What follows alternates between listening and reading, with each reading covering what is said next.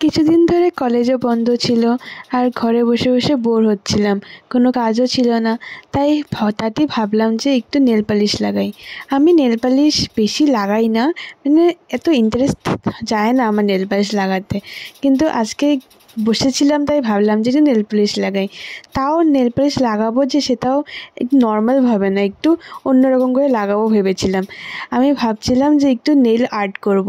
সেটা এখন ঘরে বসে কীভাবে করব সেটাই তোমাদের দেখাচ্ছি। আমি নেল আর্ট করছিলাম একটা হ্যাক, সেই হ্যাকটা কীভাবে করলাম সেটাই দেখো তোমরা।